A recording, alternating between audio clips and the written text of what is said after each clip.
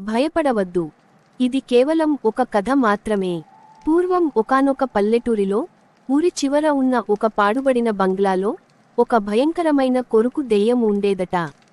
ఆ దెయ్యం ప్రతి రాత్రి ఆ బంగ్లా చుట్టూ తిరుగుతూ, అటుగా వచ్చే వారిని భయభ్రాంతులకు గురి చేసేదట.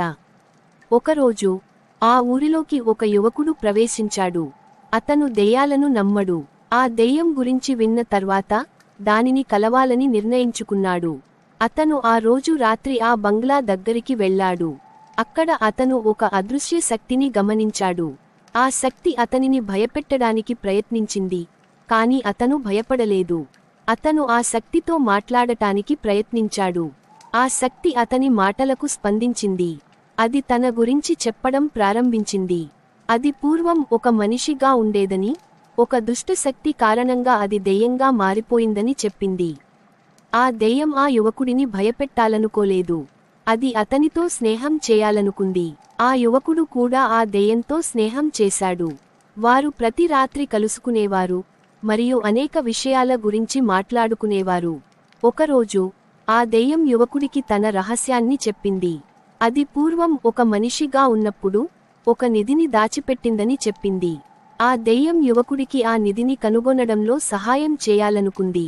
యువకుడు ఆ దెయ్యం చెప్పిన చోటుకి వెళ్ళాడు. అక్కడ అతను ఒక పెద్ద నిధిని కనుగొన్నాడు. ఆ నిధితో యువకుడు తన ట్రౌమ్లను నిజం చేసుకున్నాడు.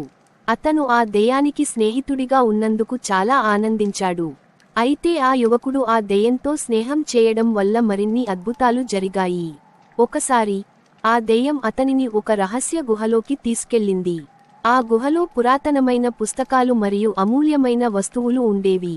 ఆ దెయ్యం ఆ పుస్తకాల గురించి యువకుడికి చెప్పడం ప్రారంభించింది. ఆ పుస్తకాలలో అనేక రహస్య విద్యలు మరియు జ్ఞానం ఉండేవి. యువకుడు ఆ పుస్తకాలను చదవడం ప్రారంభించాడు. అతను అనేక విషయాలను నేర్చుకున్నాడు. అతను ఒక గొప్ప శక్తిశాలిగా మారాడు. ఒకసారి ఆ యువకుడు ఒక ప్రమాదకరమైన ద్రకోనా అన్ను ఎదుర్కోవాల్సి వచ్చింది. ఆ ద్రకన్ చాలా భయంకరమైనది.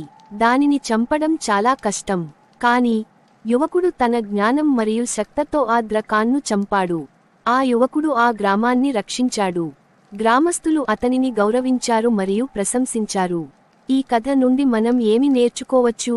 మనం దెయ్యాలకు భయపడవద్దు. అవి కూడా మనలాంటివే. వాటికి కూడా ప్రేమ మరియు స్నేహం అవసరం. మనం భయపెట్టే వస్తువులను భయపడకుండా ఎదుర్కోవాలి.